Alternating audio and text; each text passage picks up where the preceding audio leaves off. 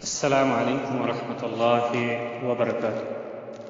محترم سامعین کرام، آج ہم زندگی کی اس حقیقت کے بارے میں بات کریں گے جس کے بارے میں ہم زیادہ تر ناواقف ہی ہیں، اور وہ حقیقت ہے اختلاف۔ اختلاف کا ہونا زندگی کا ایک حصہ ہے۔ اختلاف کو قطعی طور پر ختم کرنا انسان کے بس میں نہیں۔ اختلاف کو روکنا انسان کے اختیار میں نہیں۔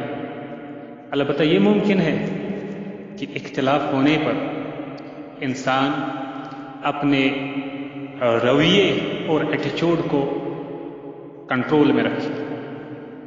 یہ کنٹرول میں رکھنا، اپنے رویے کو درست طریقے پر رکھنا، یہ انسان کی بس میں ہے، لیکن اختلاف کو روکنا انسان کی بس میں نہیں۔ اسی اختلاف رائے کے بارے میں ہم آج بات کریں گے کہ اختلاف رائے کی صورت میں ہمارا رویہ کیسا ہونا چاہیے۔ ہم نے پہلے ہی بتایا کہ ہم لوگ اختلاف رائے کے آداب سے ناواقف ہیں، بالکل ناواقف ہیں۔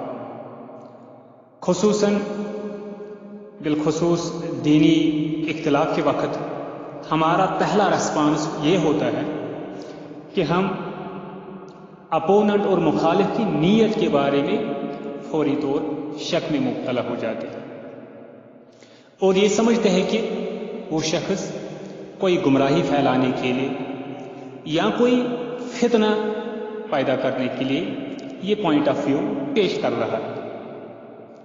بعض لوگ تو اس سے ایک قدم آگے بڑھ کر دوسرے کے پوائنٹ آف ویو کو پازیٹو انداز میں تنقید کرنے کے بجائے اس کی ذات کو نشانہ بنا لیتے ہیں، یعنی کیریکٹر ایسیسینیشن ان کا موضوع کیریکٹر ایسیسینیشن بن جاتا ہے، اور اسے ہر طریقے سے ذلیل کرنے کی کوشش کرتے ہیں۔ ہم یہ خیال کرتے ہیں کہ جس مذہب میں ہم پیدا ہو گئے بس وہی حق ہے، اور جو اس کے خلاف پوائنٹ آف ویو پیش کر رہا ہے وہ باطل اور گمراہ ہے۔ اگر یہ بات درست ہے تو پھر ان لوگوں کا کیا قصور ہے جو ہم سے مختلف پوائنٹ آف ویو، مختلف نظریہ رکھنے والے گھروں میں پیدا ہو گئے اور اپنے ہی پوائنٹ آف ویو، اپنے ہی نظریے کو درست سمجھتے ہیں۔ اگر ہم یہ سمجھتے ہیں کہ ان کی غلطی یہ ہے کہ انہوں نے اپنے مذہب و مسلک پر تحقیق اور نظر ثانی نہیں کی، انہوں نے اپنے مذہب و مسلک پر نظر ثانی کرتے ہوئے حق کی تلاش کیوں نہیں کی، تو ہمیں بھی پھر اپنے آبائی مسلک و عقیدے پر ایک حق کے سچے متلاشی کی حیثیت سے نظر ثانی کر لینی چاہیے۔ ہمارا ایٹیٹیوڈ، رویہ بالعموم یہ ہوتا ہے کہ اگر مخالف مسلک کا کوئی شخص تحقیق پر آمادہ ہو اور اس کے لیے ہمارے مسلک کو سمجھنا چاہے تو ہم اسے سر آنکھوں پر بٹھاتے ہیں، اس کی زبردست ریسپیکٹ کرتے ہیں، اس کو پروموٹ کرتے ہیں۔ لیکن اگر ہمارے مسلک سے تعلق رکھنے والا کوئی طالب علم، کوئی اسٹوڈنٹ دوسرے مسلک کی کتابوں کا مطالعہ شروع کر دے تو ہم ہاتھ دھو کر اس کے پیچھے پڑ جاتے ہیں۔ مخالف مسلک کی کوئی کتاب پڑھنا یا ان کے کسی عالم کی بات سننا ہی ہمارے نزدیک گمراہی ہے۔ ابتدا ہی سے ہمارے ذہنوں میں یہ داخل کیا جاتا ہے، یہ برین واشنگ کی جاتی ہے کہ فلاں مشرک ہے، فلاں گستاخ رسول ہے، فلاں بدعتی ہے،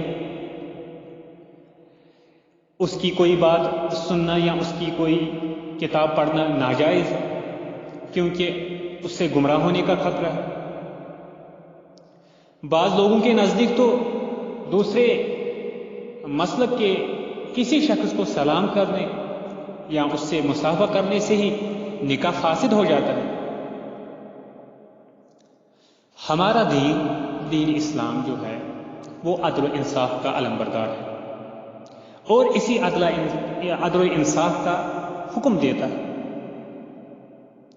کیا دنیا کی کوئی عدالت بھی کسی ملزم کی بات سنے بغیر اسے مجرم قرار دے کر سزا سناتی ہے؟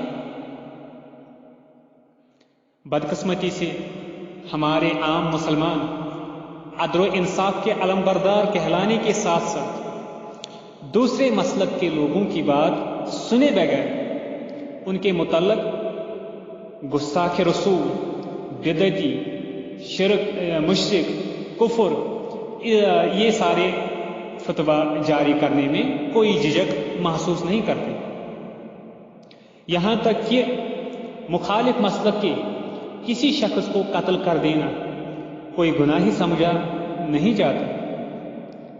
ایسا کرنے میں کسی مسلک کی تخصیص نہیں، یعنی سبوں میں یہ ساری چیزیں پائی جاتی ہیں، بلکہ سبھی مسالک کے لوگوں میں یہ چیزیں پائی جاتی ہیں۔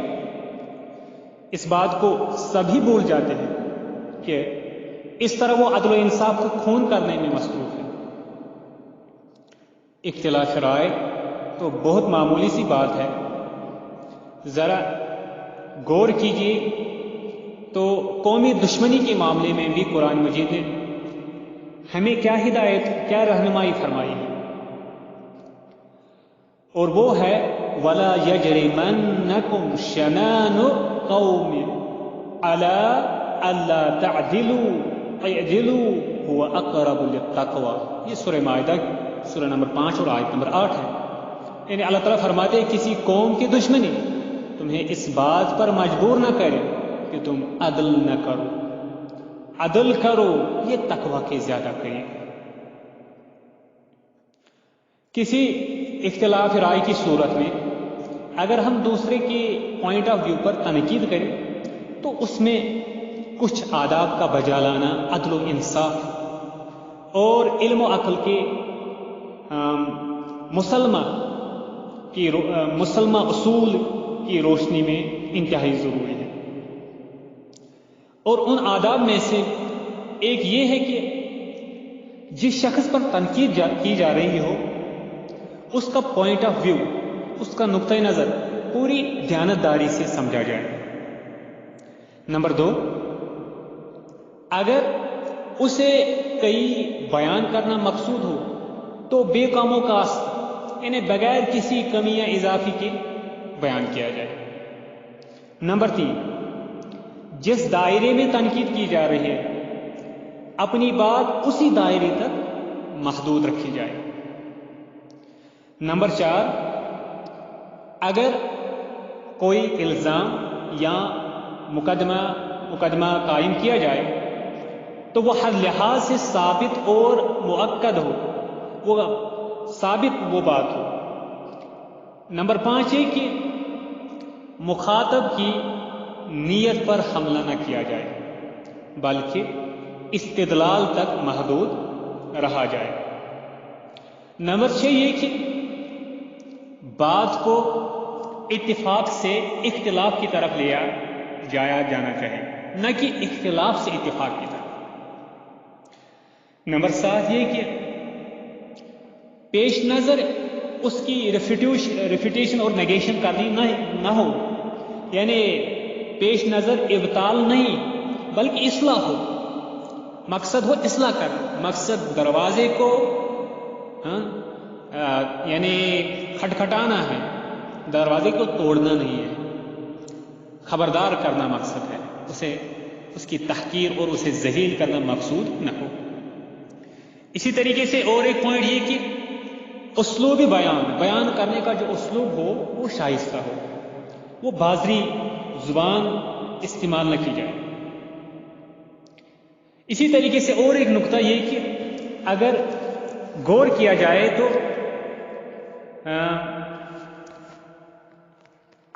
کیا جائے تو یہ جو کچھ آداب ہیں ان پر بہت ہی کم ہم اترتے ہیں۔ تو معاشرے میں یعنی امن و سکون، شانتی اور علمی یعنی ماحول بنانے کے لیے ضروری ہے کہ ان آداب کا ہم لحاظ کریں۔ یہ تھے کچھ گزارشات۔ والسلام علیکم ورحمۃ اللہ وبرکاتہ۔